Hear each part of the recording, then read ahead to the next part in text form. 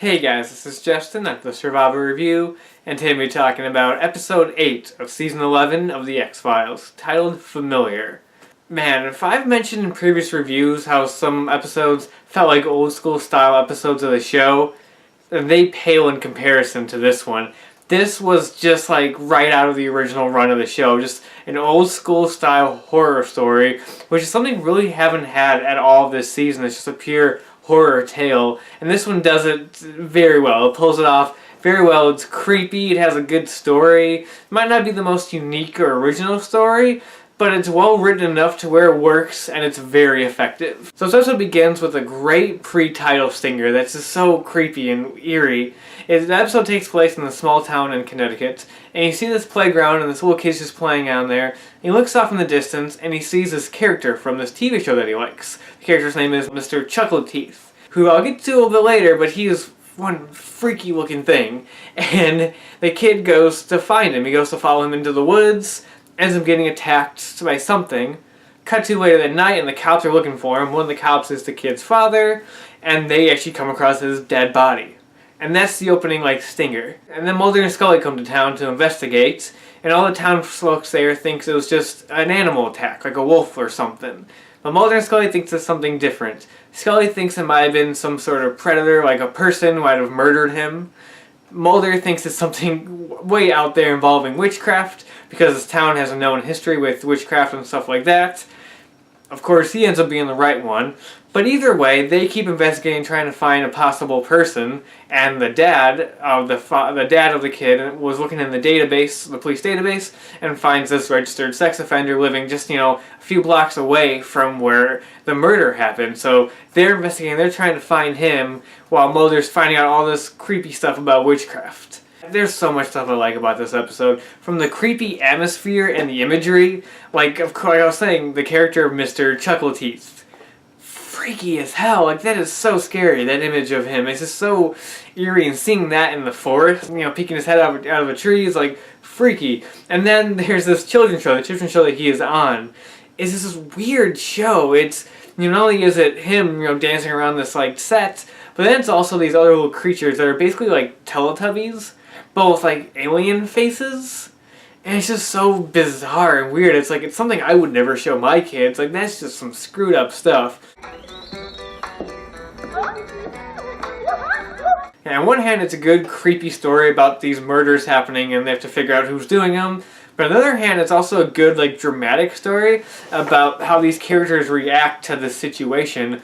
Because, it turns into basically a witch hunt against this guy, this sex offender character, to the point where there's that one scene that I was not expecting at all, where the father confronts him and just starts beating him up in the middle of the street, and everybody's crowding around, cheering him on. And to the point where they're even throwing rocks at him, they're basically stoning him. And then at the end of that scene, when the cop just flat out shoots him in the head, that took me by surprise. I was not expecting that at all. And you get this, then you get the scene after that where they're actually in trial, and the cop gets away with it. Basically, he gets away with the murder. And there's a lot of interesting ideas at play here, and some kind of dramatic stuff that isn't just your typical horror stuff in it. And the episode's a great mixture of horror and some interesting themes. With the town just willing just to accept that the cop killed the guy and is totally cool with it, but without hammering it over your head and making it too political or too in your face. It does it subtly enough. I'm not saying it's super subtle, but it does it subtly enough to where it fits in the story and doesn't feel like it's trying too hard to have a view on something, important. It just flows very well with the story and kind of fits with the actual idea of the story with witch hunts and the witchcraft stuff. It fits right in there. Now, so I like the elements of all the witchcraft and all that stuff, because it just felt like old school X-Files. It just felt very classic with them going after this people. This episode's just witchcraft gone wrong, really. And I thought that's a very fun idea and was handled very well. I thought the side characters were interesting, like the father and the police chief, who, they reveal that this whole thing is his fault in a way, because he was cheating on his wife with that officer's wife, and so his wife found out and wanted to put a curse on him, but instead it led to all of this stuff, basically. I liked that. I like the scene where Mulder's talking to the police chief's wife and his daughter, and she asked him if he had a kid, and he mentions William. I thought that was just a really nice moment. Do you have kids? Agent Mulder? Well, I have a son. He's grown, though. This episode was just a mixture of a lot of elements where at times it felt like a Stephen King story and a bunch of that kind of stuff. Like, I really liked all this stuff. It all came together very well. It get really dark at times. Like, to the point where there was not one but 2 child murders in there, which I was not expecting that. Especially when we got to the second one, I was like, holy crap. Like, we're just murdering children here. Alright. And I thought it was just a good, like, straightforward, horror story. It wasn't too complicated. It didn't have like an overly complicated plot. It wasn't ridiculous. It was just very straight and had it very straight and through, and it worked. But it also had some good extra elements with character stuff and themes regarding like the cop getting out scot-free even though he point blank shot a man in the head.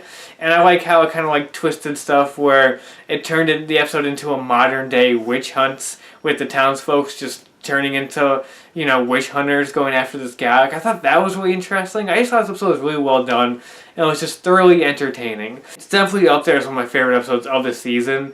Probably number 2 under Ghoulie, which I still think was like the strongest episode. This might be my number 2. It might actually be my number 1. I can't decide yet because it's still kind of fresh in my mind. I'll have to see like how the last 2 episodes play out of the season. But this is definitely up there as in my top 2 of the season. I thought it was really well done and just has some great imagery in there that's going to stick with me, especially Mr. Chuckle Teeth, that's going to stick with me for a while, because that just is freaky, especially in the scene when the father is in the house, and the show comes on TV, and he's like dancing and singing, and then all of a sudden like the song just turns demonic, and he just like looks right at the camera. Like, that was great. Just a lot of great moments. Also some pretty decent comedy at times. It's not an overly comedic episode. There's some good lines, some good classic Mulder and Scully lines. Like, the best line in the episode is after Mulder confronts the chief, and basically blaming him for all this, and the chief breaks and reveals that he cheated on his wife. And Mulder's reaction of just, I did not expect that. That was great. That just made me laugh. Or even the moment Mulder calls Scully his homie, which is a line that just should not have worked, but somehow it did. Somehow it was pretty funny. So it's just, overall, everything just kind of came together for a really great old school style episode. They just felt like it could fit in any season of the show. That's what it felt like. It felt like it was ripped straight from the original run and was done very well. It was very effective. Very surprising for an episode that wasn't written by like regulars on the show. Like, I didn't really recognize any of the names in the credits for who wrote and directed it. Very surprising, but very welcomed at the same time. When this episode ended, I just wanted to like go through and put on like all the classic horror episodes from the show. I just wanted to marathon them all. I was in like this big X-Files mood like right after watching it, That's what this episode did, and I was thoroughly entertained in it from beginning to end.